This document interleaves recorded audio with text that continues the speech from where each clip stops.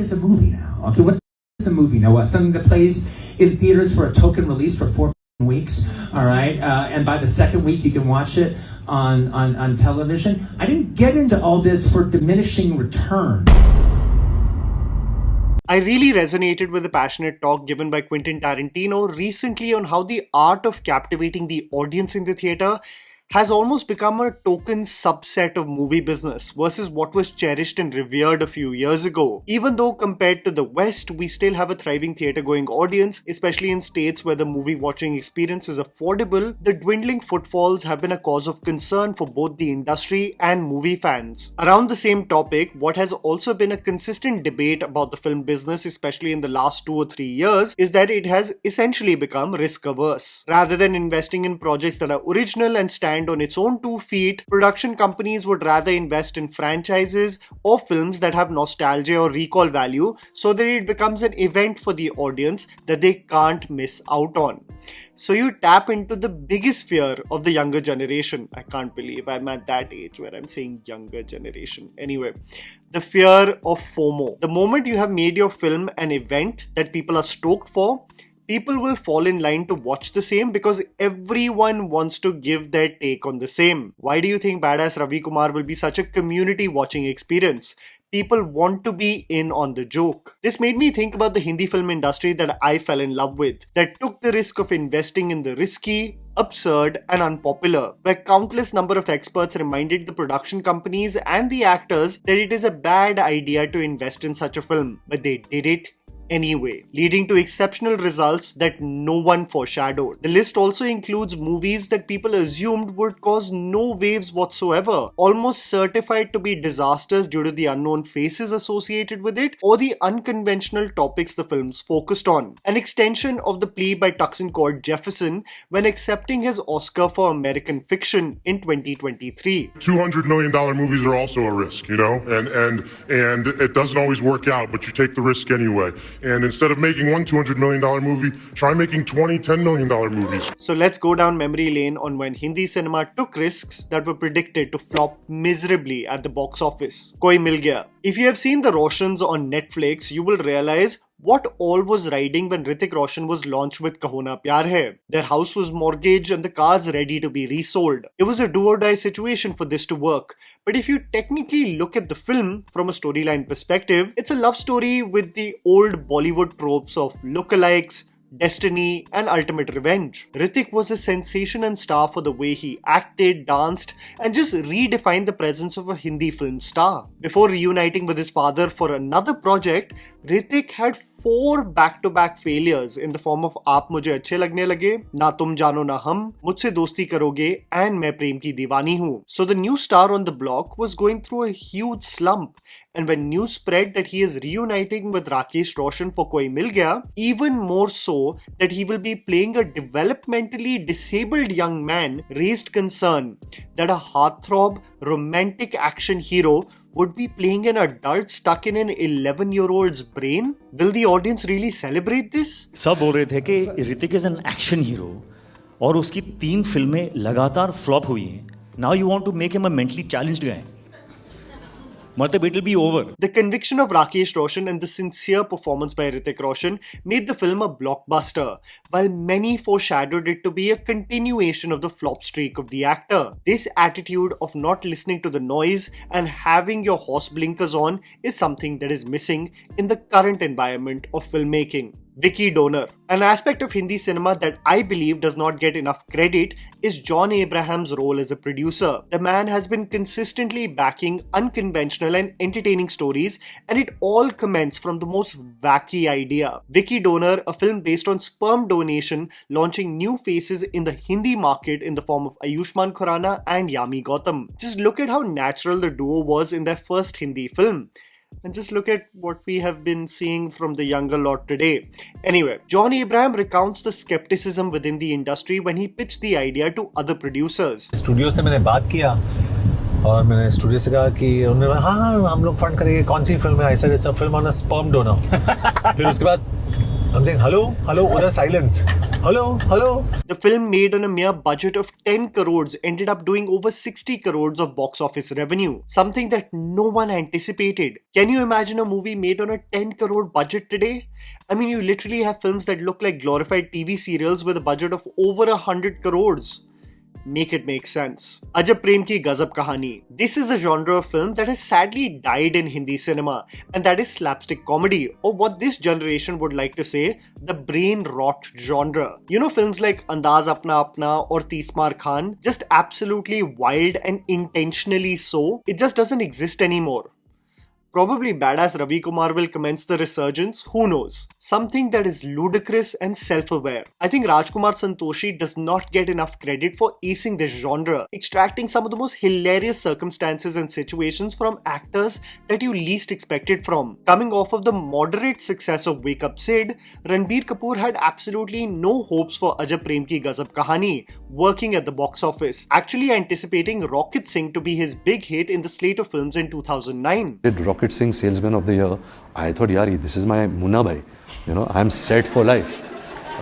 When I did Ajab Prem Ki Ghazab Kahani, I thought I'm screwed. Like, you know, nobody will offer me movies and my career as an actor is over. While Rocket Singh tanked miserably, Ajab Prem Ki Ghazab Kahani actually went on to become a super hit.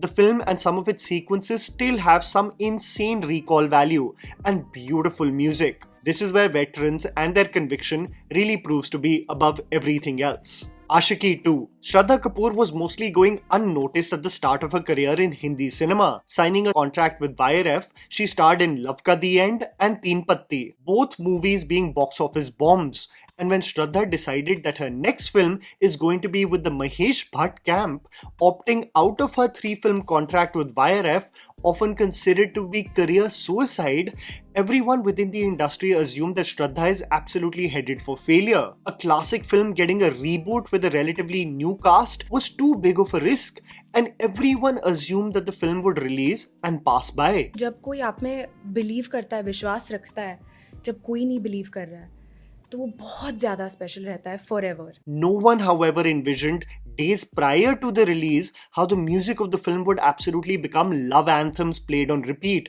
on television and on the radio. Arijit Singh and Tum Hi Ho was all the rage, and the film, made on a 15 crore budget, went on to do a box office revenue of over 100 crores, making Shraddha Kapoor's risky move career-changing indeed. Bhool Bhulaiyaa 2. Everything was extremely uncertain in 2022. Everyone assumed that Hindi cinema is headed for absolute ruins. A year prior to this was mostly inundated with digital releases, and theatres were shut. No one could really bet on anything working, as there was a level of uncertainty whether audiences would ever return to the big screen experience, and whether community viewing will become normalized again. With stars like Hrithik Roshan and Aamir Khan failing with their ventures, the Anis Bazmi directed Bhool Bhulaiyaa 2 and its eventual box office success came as a surprise to everyone. A trailer that was unanimously panned, and everyone reminisced about the brilliance of the first Akshay Kumar starrer, almost rejecting the idea of this becoming a hit. A huge risk to step into Akshay Kumar's shoes, especially when it comes to comedy for Kartik Aaryan. But I guess the film had the saying of right place at the right time working in its favor. भूल भुलैया 2 जब offer हुई थी तो सबने बोला था नहीं चलेगी, जब चल गई तो फ्रेंचाइज हो गई. लेकिन इतनी सारी फ्रेंचाइज होती है जो नहीं चलती, उनका कोई नहीं बोलता. A film genuinely carried by someone like Tabu went on to become one of the biggest hits of the year. Something that many people did not anticipate. Jolly LLB. It's sad that when I go through some of the films I will be covering in this video, I am reminded of how production companies used to bet on stories, and how a cast like Jolly LLB getting a theatrical release in the current market is almost non-existent. Nobody expected a courtroom drama starring Arshad Varsi and Baman Irani to become a hit. Actors who had been typecast for years to play the comic relief in movies were going to feature in something compelling and thought-provoking. It was assumed to almost pass by with little to no notice. The film, made on a 13 crore budget, went on to make over 40 crores in box office revenue, turning out to become a hit and a franchise in the future. The third installment has Arshad returning to the franchise, and it genuinely has me excited. I'm feeling very good, yeah. I'm so happy. I'm so happy that Jolly is doing so well. I'm so happy that that's such a wonderful film has been appreciated so much. I urge you to watch the first film if you haven't. Exceptionally written and asking the tough questions we often overlook about the disparity in our society we all see around us. Dum Laga Ke Haisha, an extension of the sentiment around the previous film we spoke about.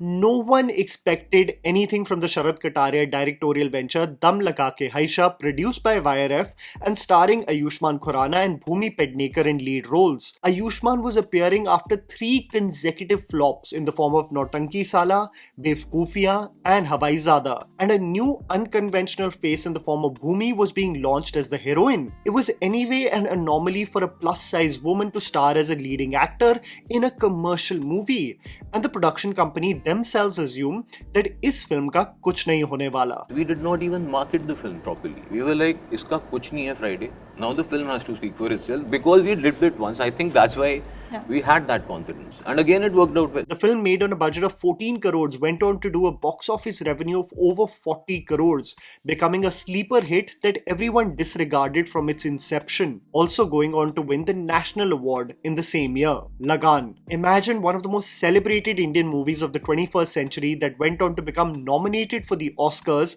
was actually a script and idea that was rejected by its leading hero. Amir Khan describes the predicament Ashutosh Gowarikar was in after having directed 2 films in the 90s, both of them failing terribly at the box office. There was a lack of faith in his directorial skills, and moreover, pitching such a unique script years later had everyone amused rather than impressed. 5 minute narration में आशुतोष की मैंने reject कर दी थी. 1895 की बात है, लोग बारिश नहीं हो रही है, वो लगान नहीं दे पा रहे हैं, तो वो अंग्रेज के अगेंस्ट क्रिकेट खेलते हैं अपना लगान माफ कराने के लिए. तो मैंने कहा यार ये क्या बिजार थॉट है.